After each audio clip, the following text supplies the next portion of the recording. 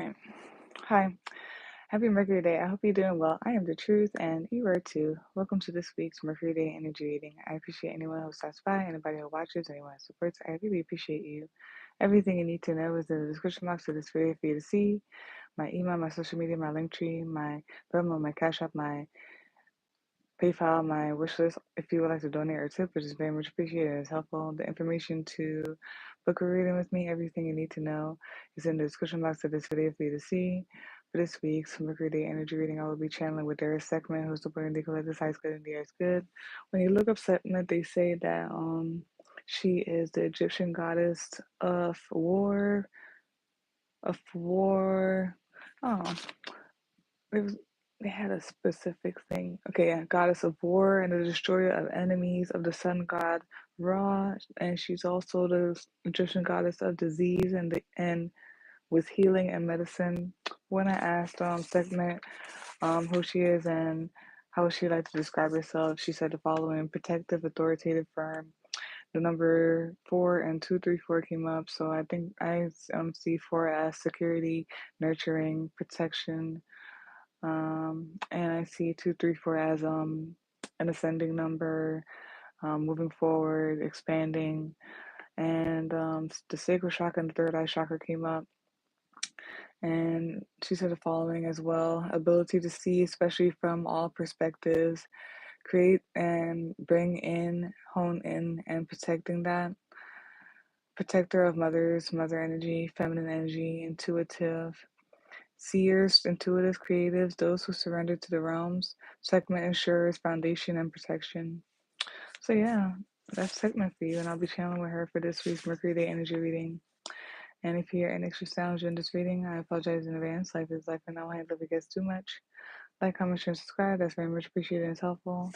Let's begin this week's Mercury Day Energy Reading. Where's the sign?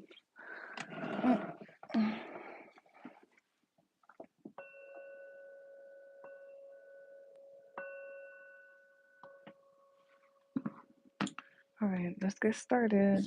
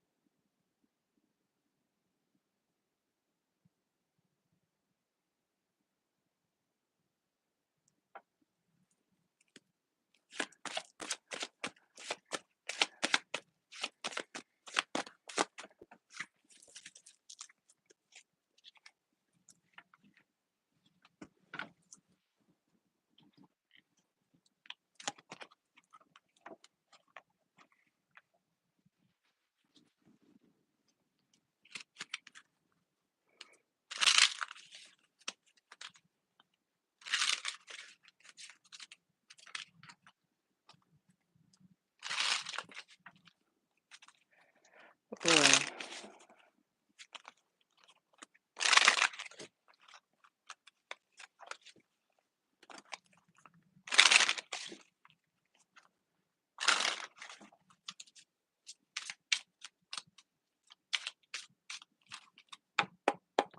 There's like that, right?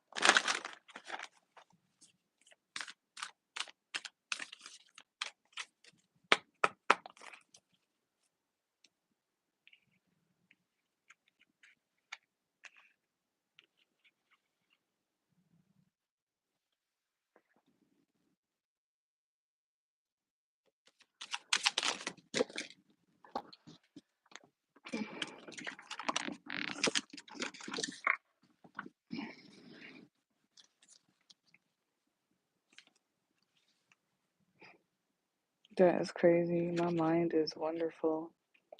My mind is wonderful. Okay. Yeah, there's something about communication and yeah, there's some new moon and so alrighty.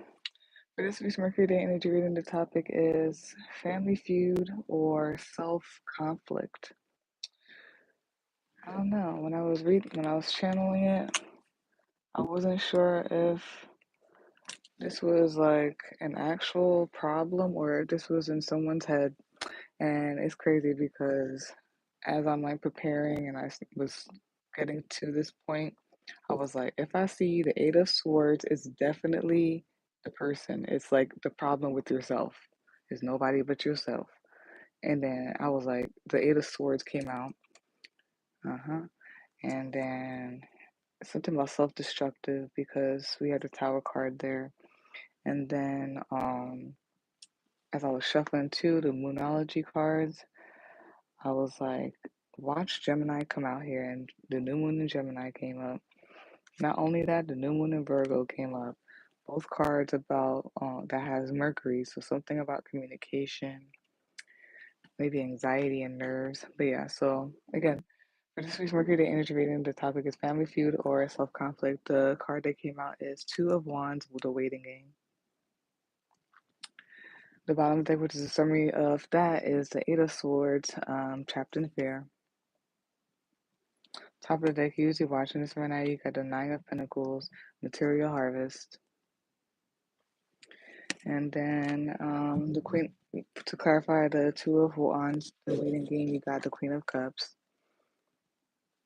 You've got the Knight of Rods, and you got, which is the Knight of Wands, and you got the Nine of Cups. And then the two Oracle cards you got are A Time to Give Rather Than Take, New Moon in Virgo. And you also got Communication is Key, New Moon in Gemini. Something maybe about communication, something maybe about nerves or whatnot and anxiety. I feel like honestly, now that the cards came out the way they came out, I feel like it's more of self conflict and something about getting in your own way, self destructing, and needing to know yourself, needing to get right with yourself or knowing yourself. Stop shying away from your happiness. If you communicate better and if you get your nerves better, you will have happiness and success. So yeah, okay.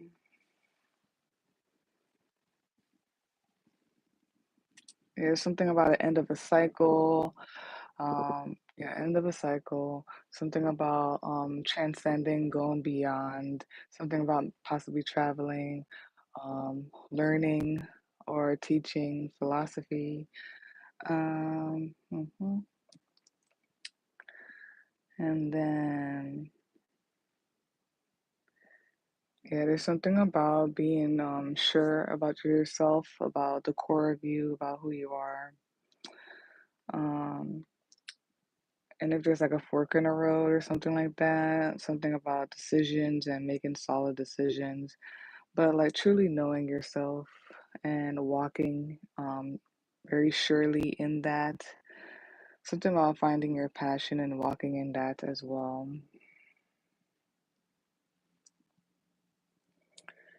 And then there's something about gracefulness, being graceful, gracious, something about your emotions and your happiness.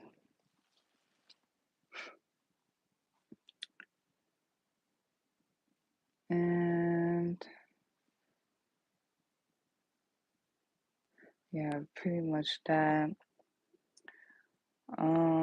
There's something about like yeah, your the compassion and all of that stuff. Nurturing compassion, something about also being like chill about things, being graceful with things or whatnot. Just like flowing or floating. Something about compassion, flowing, floating, being more graceful. Maybe it's something about having compassion either for yourself and or another others or whatnot. And again, like I said, there's something about like making decisions and standing in that, or just standing in your energy, being sure of yourself, your energy, and being passionate about that as you like have movement and everything like that. I feel like something about you there's something about self sabotaging or being anxious, and it's like self sabotaging your happiness or whatnot. Okay, something about your anxiety, being in fear, and I honestly feel like yeah, self sabotaging your happiness. And a time to give rather than take. Communication is key. I feel like if you are more effective with your communication and everything like that, and more intentional, um, you will have like material gain. Okay. New Moon in Virgo.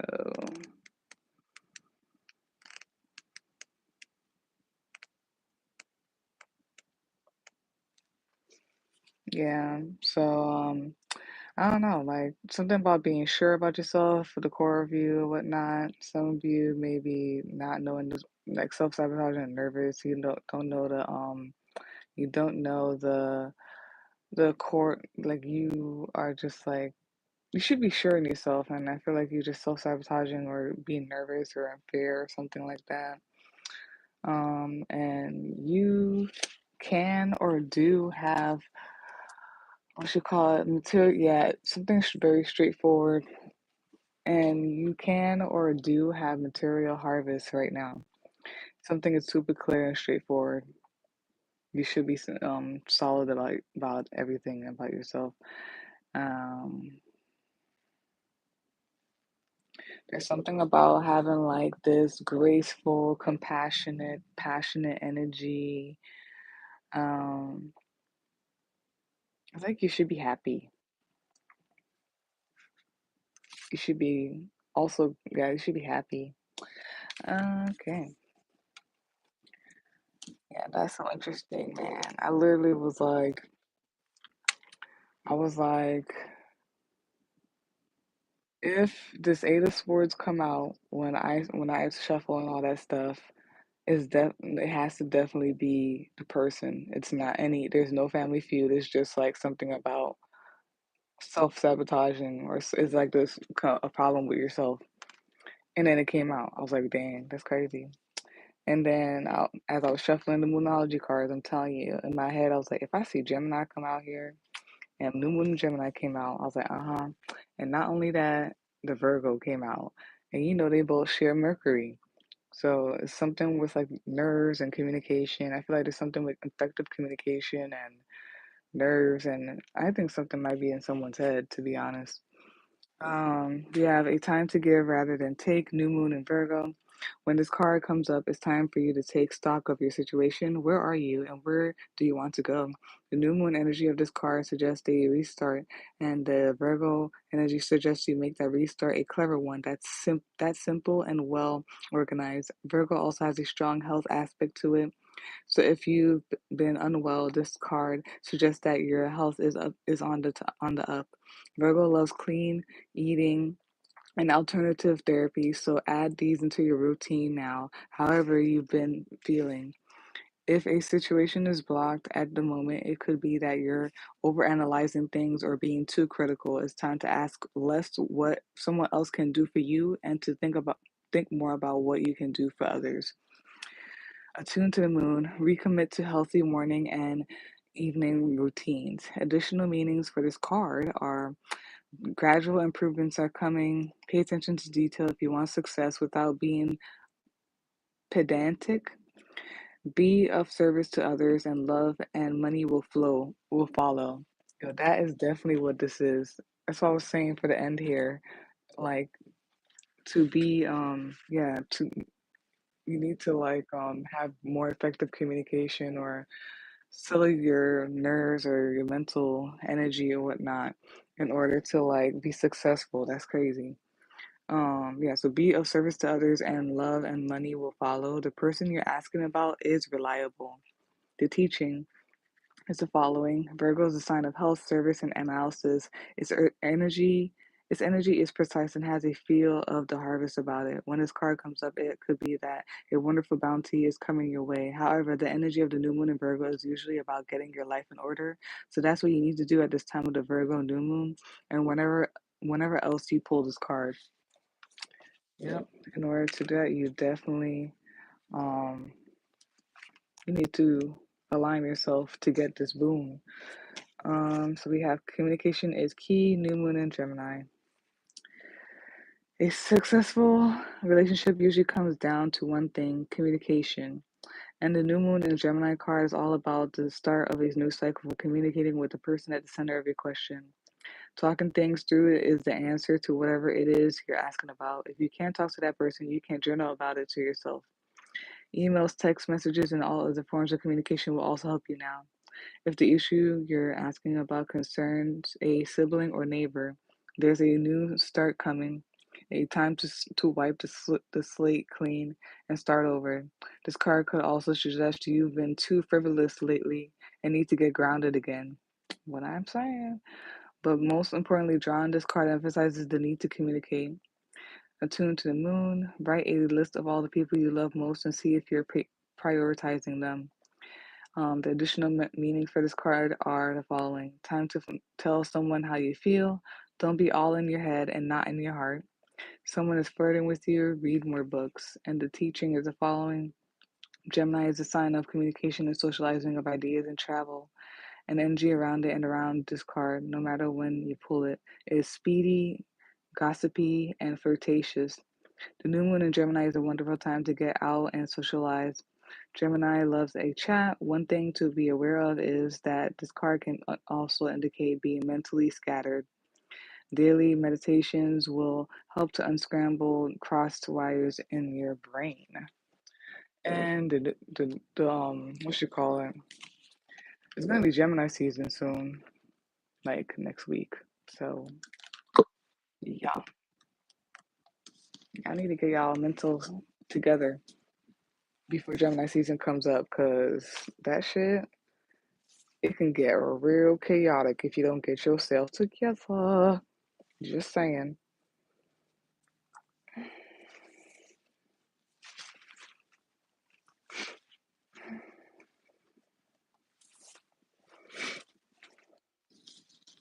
Hi there. Good evening. Ah, this is definitely maybe about some family stuff or whatnot because the Ofala rune came out. It just dropped on the floor out of nowhere. And that's about like heirlooms, family, and all that stuff. So it's definitely about family, whether they're by blood or they're by soul. Okay.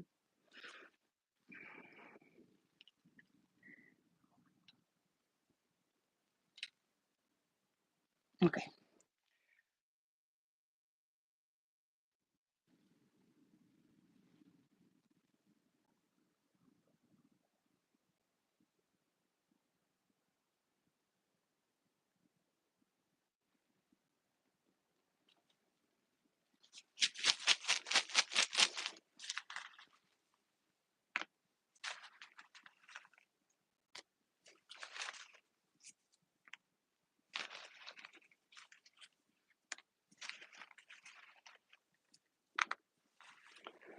Oh yeah.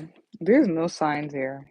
I mean, we could say Gemini, but there are no signs. We could say Gemini and Virgo, but I usually look at a certain thing and it's not really here. Yeah. So I'm not gonna do that. I'm not gonna force it. I think this is alges. Yeah, it's crazy. Okay, so we have algiz, ALGIZ, and it means the elk protection shield, ward off evil, and that's right on the two of wands, the waiting game, and then we have here Hagalaz. Sorry, excuse me. Okay, we have Hagalaz, Hagalaz, and it means hail, wrath of nature, uncontrolled forces. And that's by the Eight of Swords. What do we have here?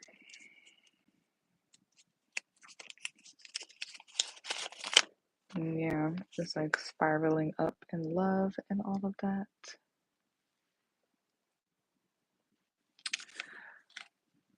And that's by the nine of Pentacles. I feel like as long as things are rooted in love, oh yeah, and then we have the Powerpuff Girls again. I feel like if things are rooted in love and all that stuff, it's or if they are, it will like spiral up. It will like grow, expand, and also maybe you need to like what you call it, be have things be the root of love so that it can spiral or grow or whatnot, spiral up and or grow. That's over here too.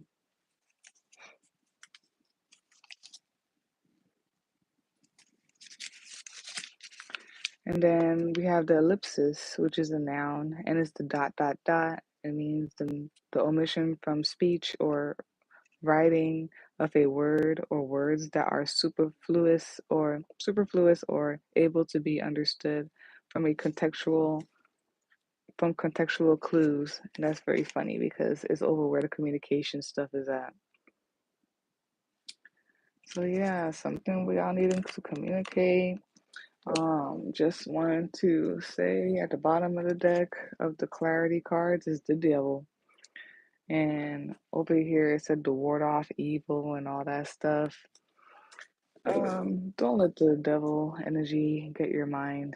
And when I say that, don't you allow your mind to get to you and spiral um out away from love, not from love or whatever.